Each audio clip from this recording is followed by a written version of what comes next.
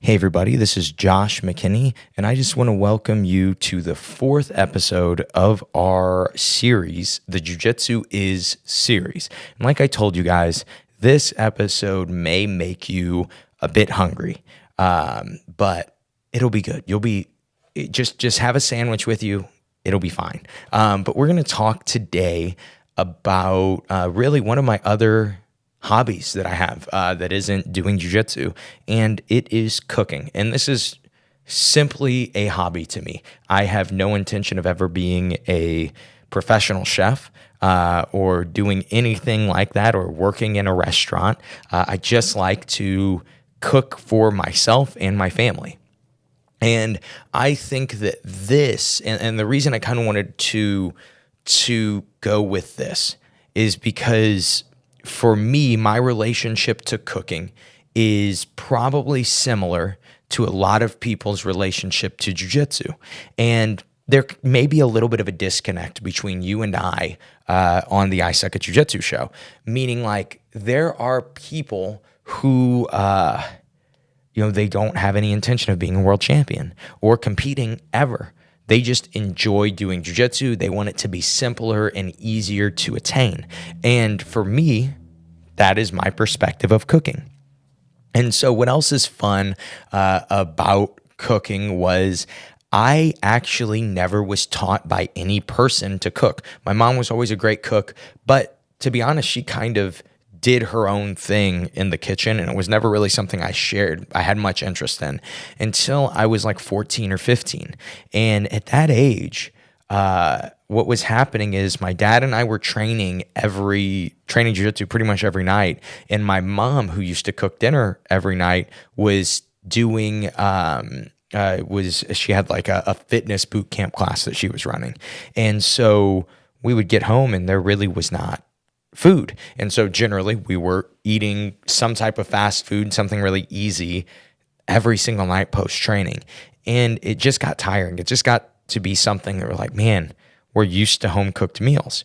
And so what started to happen is I started to learn to cook. And I just kind of wanted to go through how I learned to cook personally. This is just my personal anecdote. And then we will get into kind of the similarities between jiu-jitsu and cooking.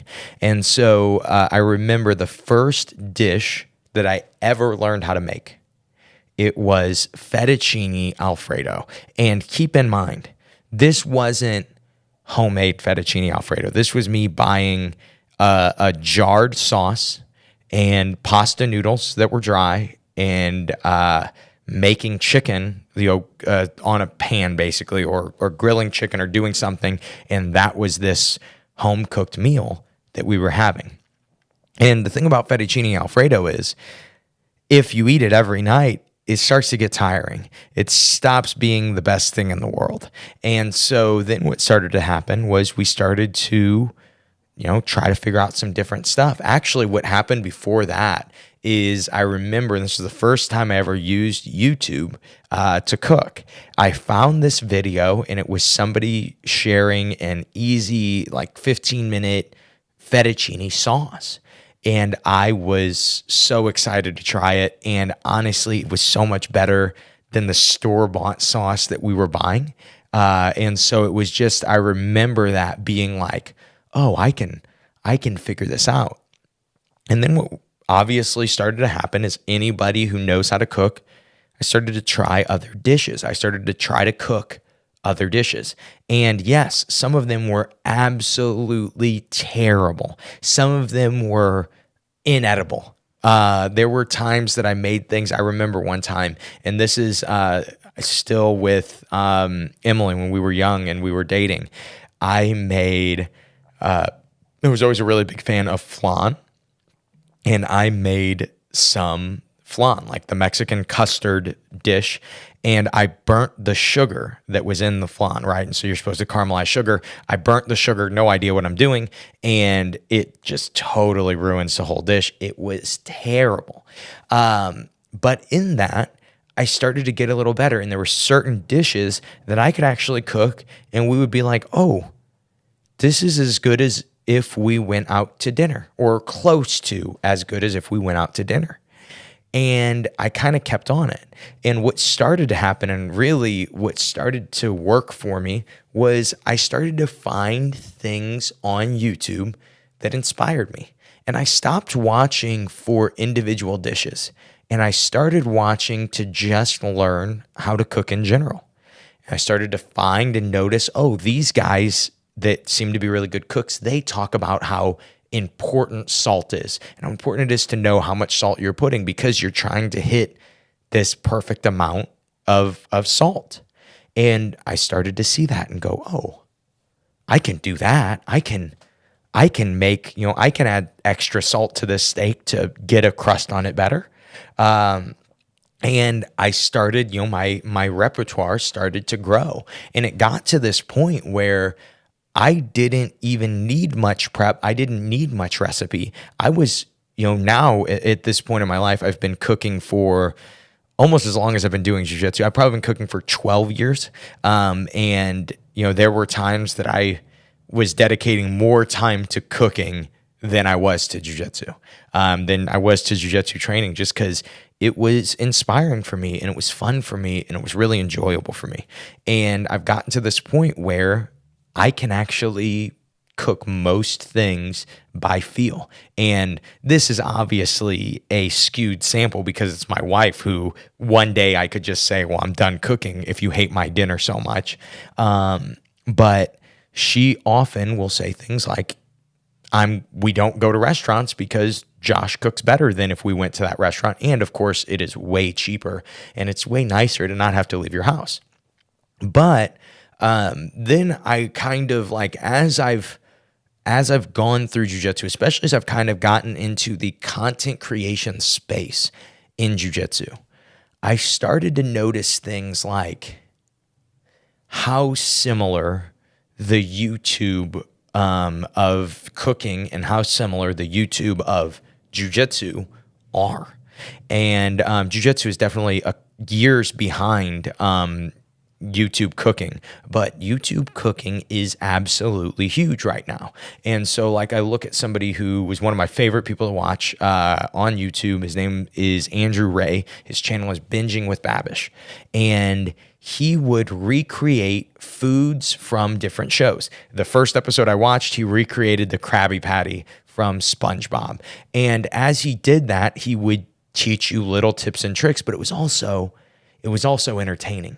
It wasn't just the content. I'm not just needing to learn how to cook.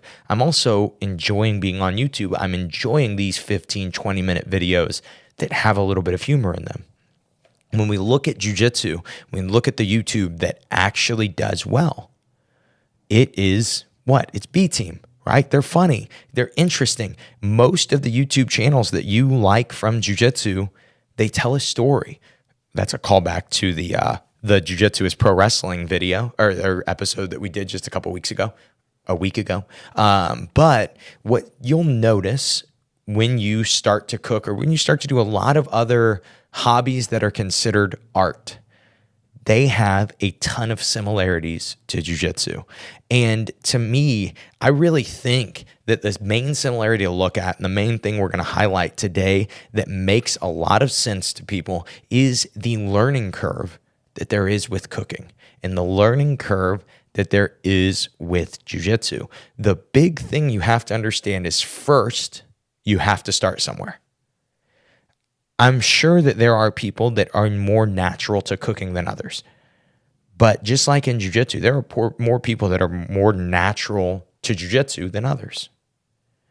But does that mean that on your first day, you should expect to be good? The first meal that you make, you should expect it to be good, even if you follow the recipe meticulously. Because there are all these skills tied in to cooking. You have to know how to cut. You have to know what temperature to use. You have to know how much salt to use. You don't have to know, when you're saying salt and pepper to taste in a recipe, what does that mean to somebody who does not know how to cook? And so kind of my favorite thing about cooking is, to me, it is the only art that can be experienced with all five senses. You can feel what you are cooking. You can hear it sizzle. You can smell it. You can taste it. You can see it. And, with jiu-jitsu, if you're smelling jiu-jitsu, you should probably go somewhere else. You need a different training partner, bro. But the ability to experience cooking with all of your senses is my favorite part about it. But then when you look at that, there are 5 senses being used to feel and to understand what is going on. And then you expect that to be put into words on a recipe, and you expect it to be the same.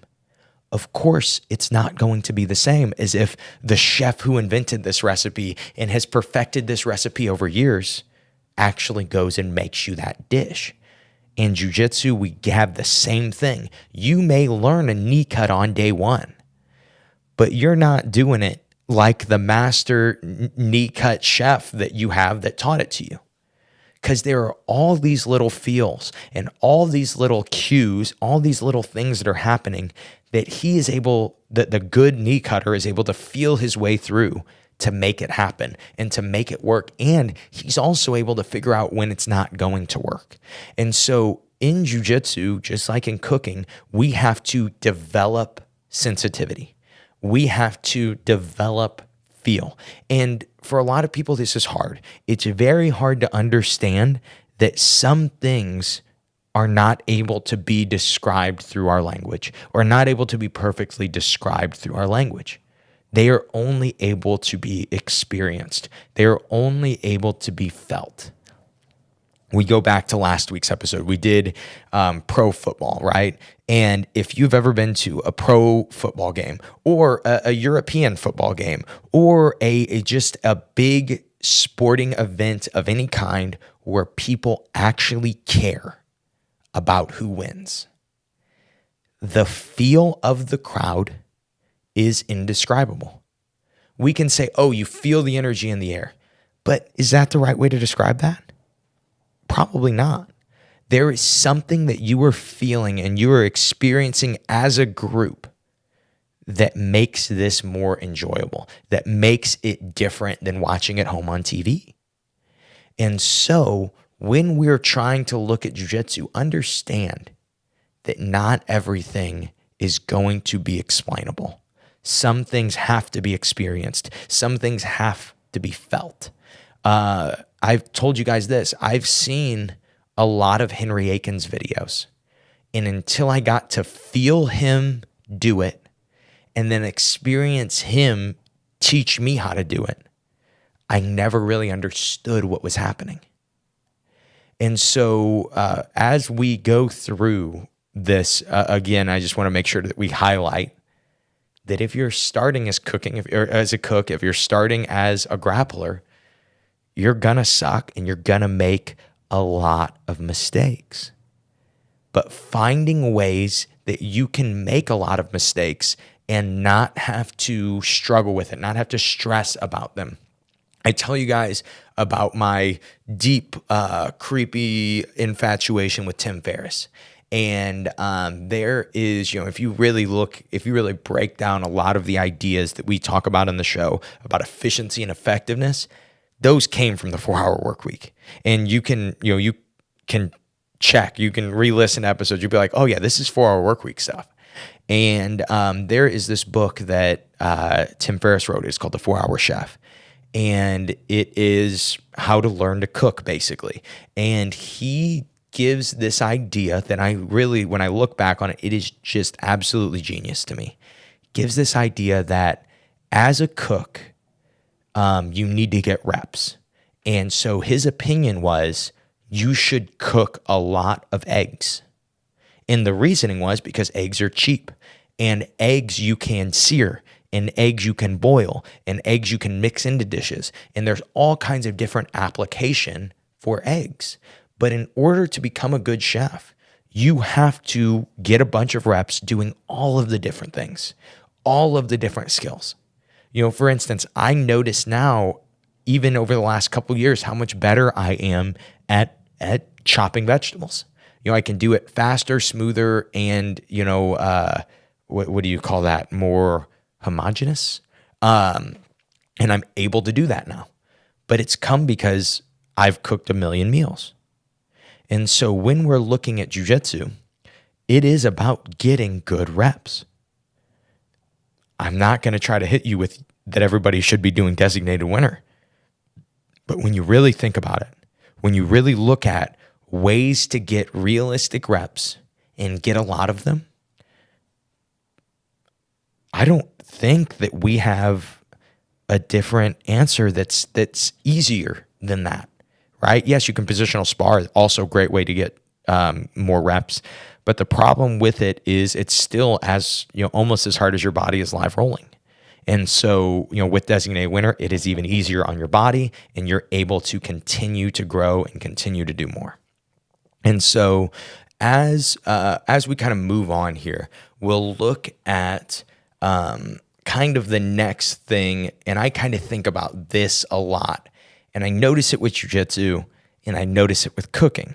I am like I said, I'm not a high level cook, but I am high level at jiu-jitsu. So I can kind of see the correlation and see that, in my opinion, people are kind of wrong about this. And to me, it is this quest to be right. And in jiu-jitsu, we see this constantly. This is the only way to pass the guard. Oh, that doesn't work anymore. People don't do that anymore. Or, whatever. You hear these absolutes, and it's people trying to just find the perfect approach to jiu-jitsu. But you have to understand, these things are opinion. When it comes to jiu-jitsu, it is very much opinion about what is right and what is wrong. When we look at cooking, we all have different opinions on what tastes good, right? Depending on where you grew up, what you grew up eating, the allergies that you've had, just certain preferences, certain textures that you like. We all have these preferences on what we prefer. And jiu-jitsu is the same way. And the reason is because these are arts. These are two things that we are doing by feel. And then we kind of express ourselves through these things. For me, I don't know if there are times that I express myself more than when I, hit a crazy guard pass on somebody. That is one of the best forms of self-expression that I have.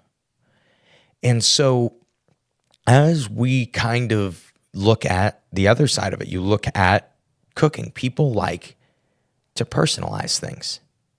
They like to try to be different.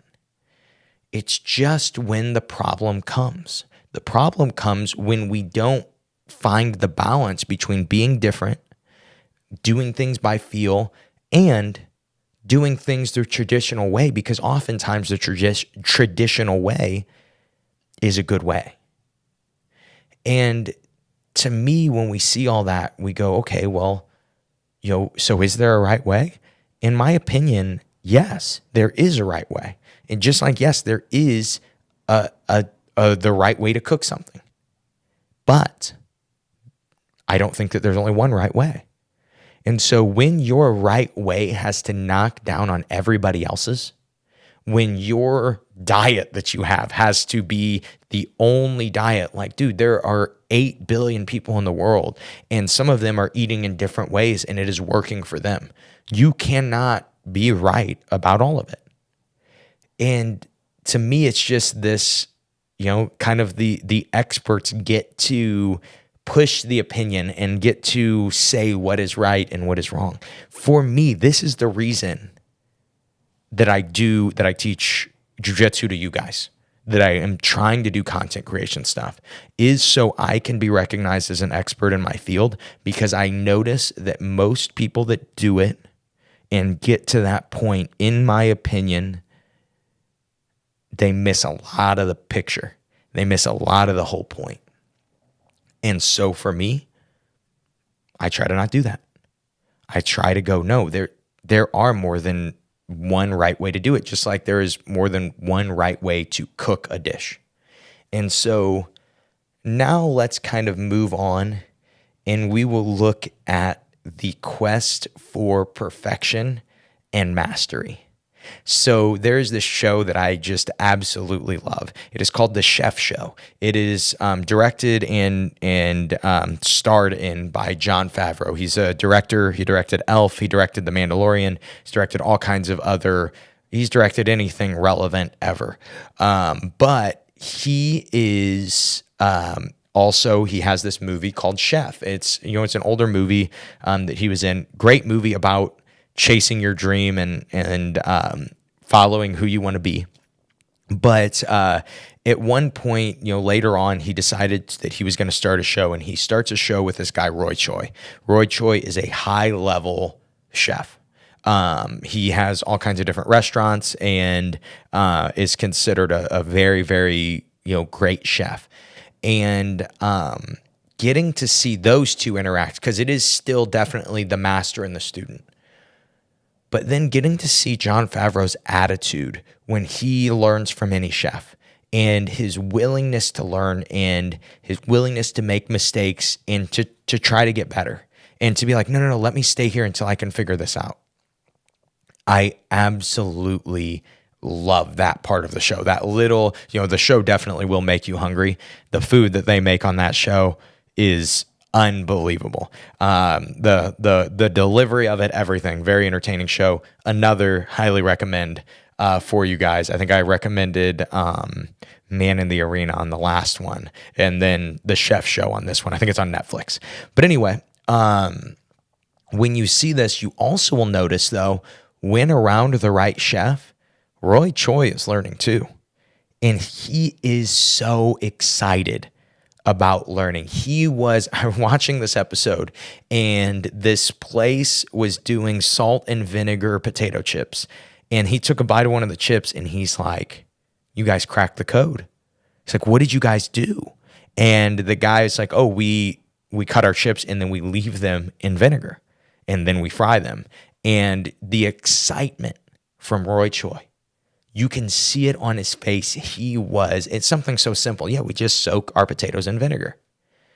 He was so excited. You could tell that there was this level of he is going to try this. And then he did. Eventually on the show, he tries that. He's like, oh, I'm going to make this. And then, and this is kind of this idea of you're a lifetime student if you want to ever master anything. I will feel like I've mastered jiu-jitsu when a year goes by and I don't learn something absolutely huge and groundbreaking. And I couldn't tell you the last time when I've actually been trying to seek knowledge that 6 weeks has gone by and I haven't learned something important. I haven't figured something out important. And so I can tell that mastery is still so far away because there are so many high-level people I've never gotten to conversate with or learn from. And they may offer a little perspective that could change everything for me. And so as you get discouraged as a white belt, as you get discouraged as a blue belt, know that is a habit that you need to learn, is to be discouraged and then continue to try to find new ideas and learn more. Because to me, that is what has helped me through black belt, is this idea of never stopping learning. And then let's look at kind of my next thing. We'll go back to the chef show because I think it's a really easy example. There is this episode, me and my cousin Tom, I can't remember off the top of my head what the guy's name is. He is considered like the father of modern day pizza in America. And I think he's in Arizona, and they have, he makes pizza for them on the episode, but they also show their sourdough facility that they're making like mass sourdough, but it's handmade, and it's really amazing what they're doing. And the joy from that guy is unbelievable. It is unmatched. Getting to see this guy, who has cooked for years and years and it's Chris something. Oh, crap. That's going to bother me. Well, anyway, you guys watch the chef show. It's in the last season. You'll figure out who I'm talking about. But the joy that he has and the philosophy that he has in sharing what is right and what is wrong when it comes to making pizza. And he shows how to make these pizzas, and he gives these ideas, but then he lets them try it. And his excitement is over the top. It is through the roof. And this dude has been making pizzas for 45 years. And to me, if you approach jiu-jitsu with that joy, it doesn't matter if you got good or not that day. It doesn't matter if you won or you lost. If you are approaching it with this joy and you understand that there will be a day that you will not be able to do jiu-jitsu again. There will be a day that this journey ends for you and this journey ends for me. So we need to make sure that every day that we get to go out there, we are bringing our joy there. We are getting our joy from jiu-jitsu because it is this beautiful art that we get to practice. And it's just like for me, when I get to cook, it is this beautiful, fun thing that I get to do that I absolutely love. And when you look at that, when you look at passion, that will motivate you to do so much more.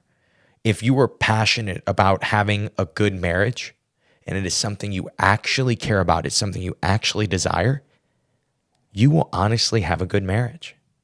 If you are passionate about being great at jiu-jitsu, eventually you will be great at jiu-jitsu. But the passion has to be there, and that is one of the biggest ways to fuel you. And so now let's look at kind of closing thoughts, and this is just going to tie everything back together to that initial story of how I learned to cook. The big thing is practice, patience, and repetition. But then the hidden factor that I kind of threw at you guys, that if you listen to the ISAJJ Jiu-Jitsu show, you know I talk about this constantly. And it is finding things that entertain you. Finding things that inspire you is a word that I use often.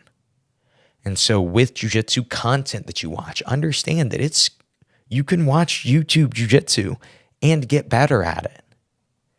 But you don't want to watch it as in like everybody that pops up on your feed is just law, and you should listen to them because they have a black belt and they're on YouTube and they get a lot of views. You don't want to do that. But if you watch all kinds of things, you get all kinds of perspectives. You're going to see the same things over and over and over. And they'll be explained differently, but you'll see the same ideas over and over and over. And when you see that, what'll happen is it will make it easier for you to get better at jiu-jitsu. And so though that really is the big idea that I want to leave you guys with today, is your job as an artist is to get inspired.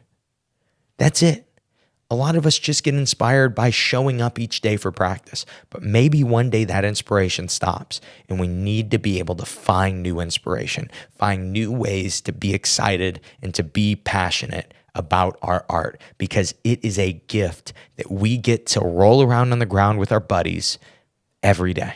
It is a gift. Most people don't get to do that. Most people don't get to experience it, and eventually all of us will stop being able to do it. And so that's what I want to leave you guys with. Enjoy the gift of whatever art that you get to chase, especially if that gift is jiu-jitsu. Hope you guys enjoyed this episode. Don't forget, make sure, these episodes don't have intros and outros, so I've just been throwing this at you. Make sure that you check out the ISAJJ Jiu-Jitsu Show rash guard shorts and gi set that is coming out, that's out right now. It's only available for pre-sale, and then it'll be like 4 to 6 weeks after the pre-sale, you will get it delivered to your house. And so as you guys know, I am terrible about keeping up with these things. So most likely this will be the last pre-sale that we do for a very long time, until Adam Meredith sends me a message again and says, "Hey bro, we got to do another sale," because I'm just a little scatterbrained sometimes. But know that Imposed Will did an amazing job the last time on these shorts and rash guards, and I am sure that the gi is going to be the same quality. I have a few of their Ground Zero gis, and I absolutely love them. But today, literally, one of my students, I just got done teaching noon class. One of my students just told me, these are my favorite shorts, and he had the ISAJJ Jiu-Jitsu Show shorts. And so that is going to be available, link in the description. And then this is only a pre-sale from October 9th through the 31st. And then we are not doing anymore. You will not be able to get them until the next time we do another sale, which who knows when that'll be. But hopefully you guys check that out. Hopefully you guys enjoyed this episode. And most importantly, I hope that today's episode helps you guys suck just a little bit less at jiu-jitsu. Have a great day, guys.